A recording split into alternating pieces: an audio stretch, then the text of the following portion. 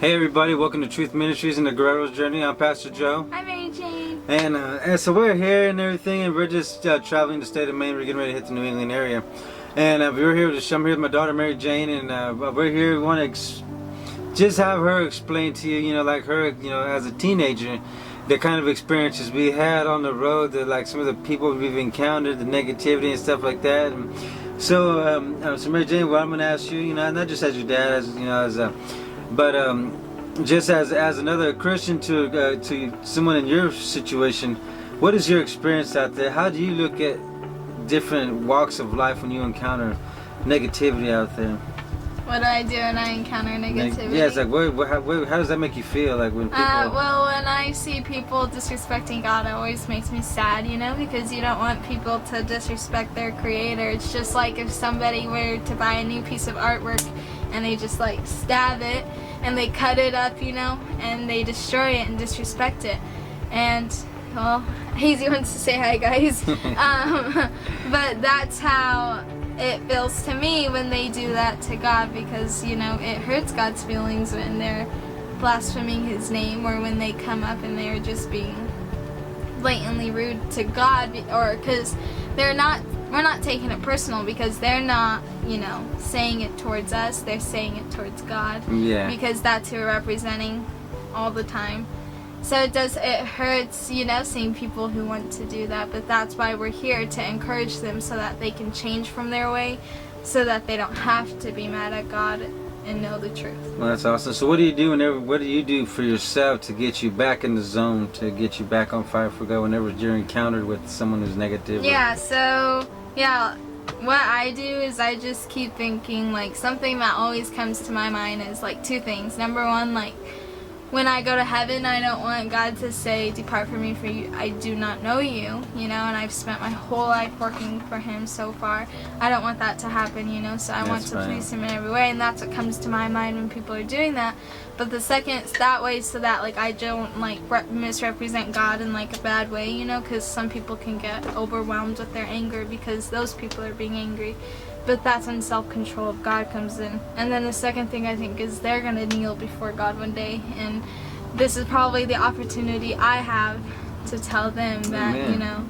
Jesus is coming, so they can fix their relationship and not be mad. So that's like two things that come into my mind when people are being hurtful towards us. Well, that's awesome. Negative. So what kind of goals do you have for your future as a teenager, getting into ministry and everything? Now that you've been in ministry, like, what is your future goals, like, once you're done with high school and stuff? When I'm done with high school, I want to go straight into ministry, like, full force, just like, even though I do, like, all of my time with ministry, just make sure to improve the ministry and, like, make a way better so I can help more people. That's all we want to do, is reach more and more people. Exactly.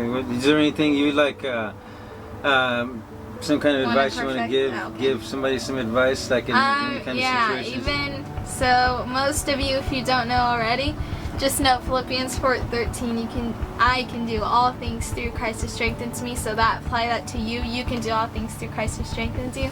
Just know that, because that's a scripture I've held on to since I was in 5th grade or younger, because of my parents, and it's helped me a lot to know that God can push you to go the extra mile, or the extra, just to accomplish whatever you need to accomplish. So remember Philippians 4:13. Yes. One of my favorite scriptures that I was actually drawn close to me, that kept dear to my heart, was Proverbs 22 verse 6. He goes, "Train a child up in the way they should go, and when they are old, they will not depart from it."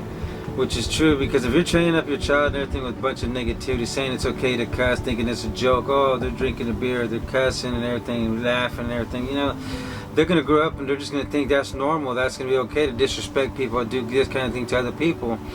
And in reality, it's just breaking them down, making them look like a mean person when they're really not a really bad person. It's just how they portray themselves. So that's why it said, train up a child in the way they should go. So if you're training up a child with love, care, compassion, stuff of Jesus' standards, then you'll see the difference. But they're not going to want to, look for, cuss, or, they're going to be that conviction coming in. And you're going to see a better outlook on life for them. You're going to see a better positive outlook, better goals and better things that they're going to be a part of and everything like that. Yes. So I'm saying, like, no matter what, train up a child in the way they should go and everything. Like, be with them, be a parent. Don't be scared to ask them those scary questions.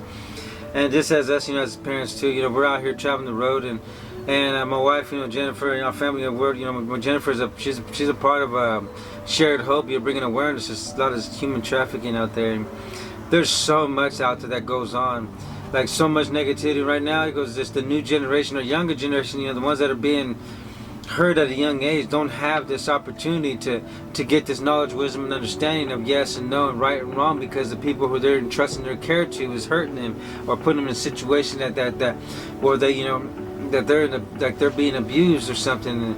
And if a child does come up to you and tries to bring a situation to you, whether it might embarrass you as a parent or make you feel uncomfortable, see, we gotta take that to heart and to really think about it. Take into consideration, like, why is this child coming to you with these kind of questions? These are serious questions.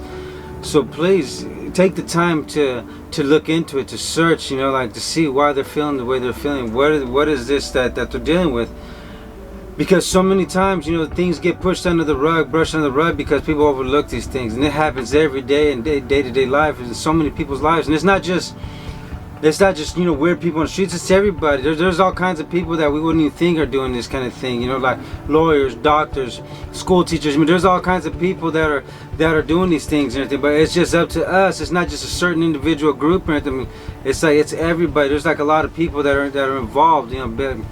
But the thing is, when a child does bring situations, things to you to address, just know that they're really seeking for guidance and seeking for a good answer, a way to feel better about that situation, to get the help they need or whatever it may be. So just remember, no matter what the questions may be, whatever situation it may be, a child arises, brings up to you, take the time to listen. And remember, look for the signs. There's all kinds of signs out there when people think they're going wrong. Hey everybody, again, I'm this is Jacob. Yep, I'm Jacob. So welcome again to Truth Ministries. We're here. I brought Jacob and asked him some similar questions what I did MJ. So Jacob has been on the road and everything like that, and being in the ministry as long as you have and everything with this, like how do you deal with all the negativity that you encounter on the roads? Well, I really just talk to God. I pray to Him, ask Him to help me through the times, because there are a lot of negative things that people say, and you always gotta pray for those people's souls, no matter how rude they might be, or how rude or mean and cruel they are. You just gotta find it in your heart that you gotta forgive them, because if you can't forgive someone, then how you expect God to forgive you? That's right. So what is your goals, like? Now that you're out of high school and everything like that, like what is your goals for ministry in the future? Well, where do you see yourself? Well, I'm going to college. Going to college. But we're going to get ready for evangelizing out in the world.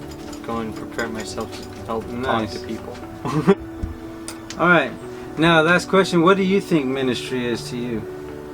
Well, what I think ministry is, or what it should be, is people coming together as the body of Christ and bringing people to Christ that don't know God, or if they're fallen away, then they're there to help bring them back, all the same. So awesome. Well, that's Jacob and Mary Jane. We have some questions that we had for them and stuff, but my question to you guys is, what are you doing for ministry? I know God's got a ministry in every aspect of life, so what is it? Ask yourself, what is it you've done for ministry? How is that? Have you been able to help anybody? You talk to anybody? You uplift them in any way?